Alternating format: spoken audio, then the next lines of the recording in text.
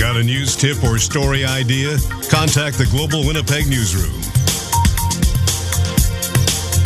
Well, in case you haven't heard, there's a big football game this weekend in Toronto. Yes, but the real secret, of course, is how to get there. Bomber fans hoping to see firsthand the blue and gold take on the Saskatchewan Roughriders in this year's Grey Cup are rapidly running out of travel options. The usual flights between here and TO sold out long ago, but there are alternatives. Here's Global's Craig Larkins.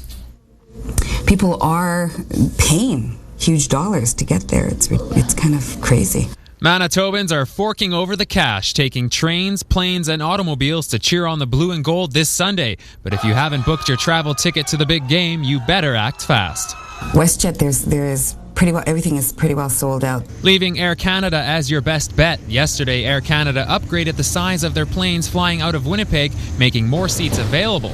If you're hoping to fly direct out of Winnipeg on Friday and return on Monday, you're looking at a $1,000 plane ride. You can save yourself almost $600 by taking a non-direct flight, which would see you leave Winnipeg, fly past Toronto, land in Montreal, then hop on another plane bound for the Big Smoke. That is right now the cheapest if you want to come back on those particular dates.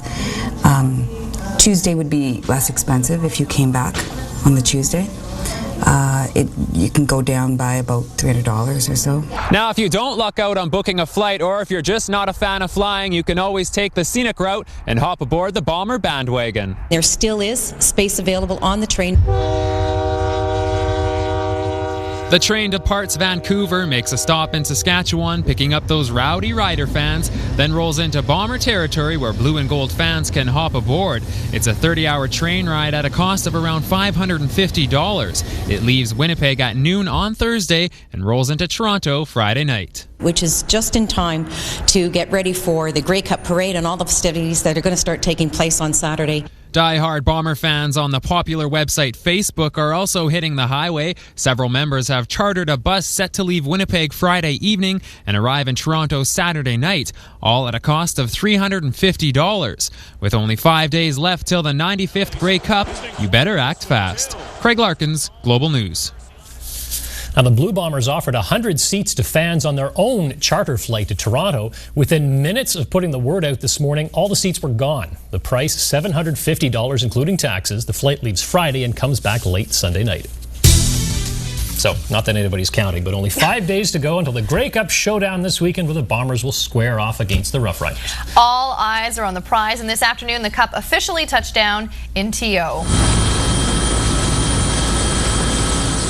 The nearly century-old holy grail of Canadian football enjoyed an impressive aerial entrance to the city, hosting the latest struggle to possess it.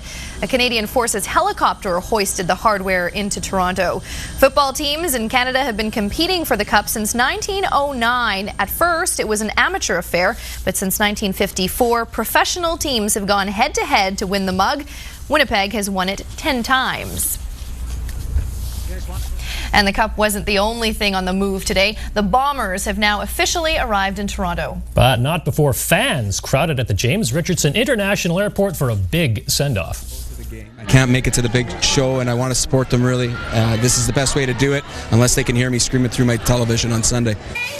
More than 100 die-hard fans gathered for one last chance to wish the blue and gold well before game day. Players stopped to sign T-shirts and pose for pictures. Even airport staff showed their Bomber spirit, donning Bomber gear and waving pom-poms as the plane left the runway.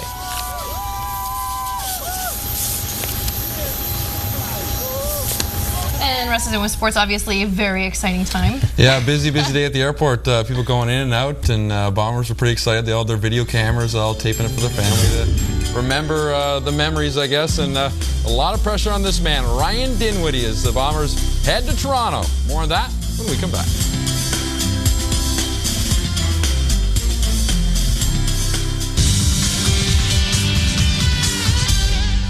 And welcome back. The road to the Grey Cup actually began way back in training camp for the Blue Bombers.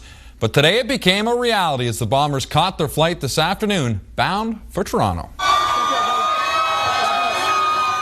A loud and boisterous send-off for the CFL's East Division champs.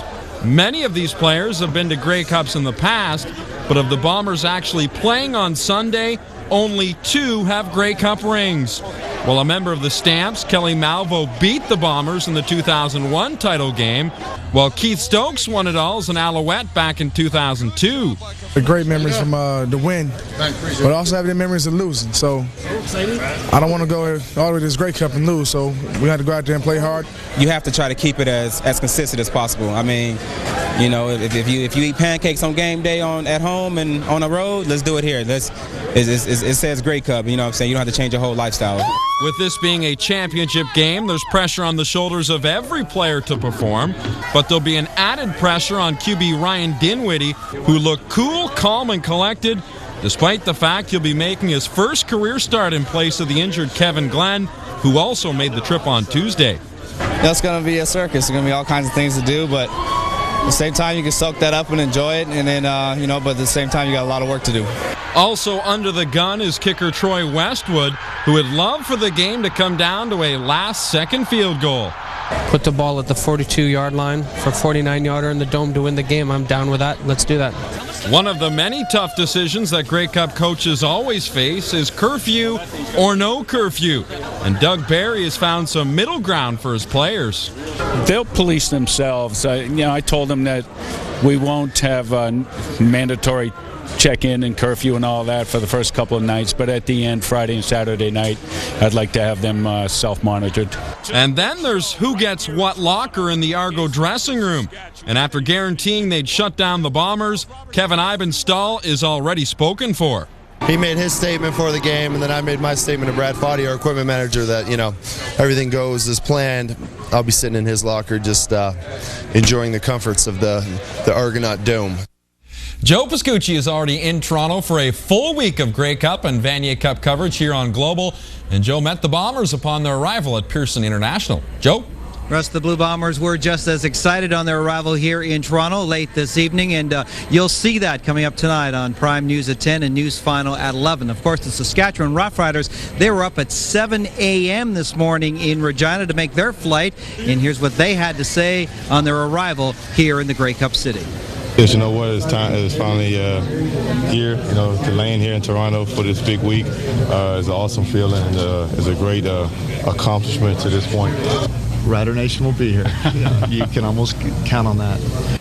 Manitoba Bisons also here, as well as the Blue Bombers, and the Bisons, in fact, are practicing right now at Varsity Center. We'll hear from the head coach of the St. Mary's Huskies tonight in sports at 10 and 11. For now, that's the story from the Grey Cup City.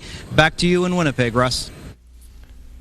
Thanks a lot, Joe, and we'll see you tonight on News Final. And also coming up tonight, of course, more on the Grey Cup. As you heard, we'll have more on the Vanier Cup with the Bisons also now in Toronto. And plenty of high school hockey as the #1 ranked team of the province, St. Paul's Crusaders, take on the Sisler Spartans. We'll have highlights of that game as well. Well, it sure is great to see the Bombers taking the time to spend time with the fans at the airport. They were signing autographs, talking with the fans. The fans were loving it, I think, today. No kidding. Everyone's pretty excited about Sunday. Absolutely. Now, as we saw, Joe Pascucci was there. Reporter Connie Tomoto will also be there all week following the fans and the hype leading up to the Grey Cup. So Global is your place for Grey Cup coverage this week.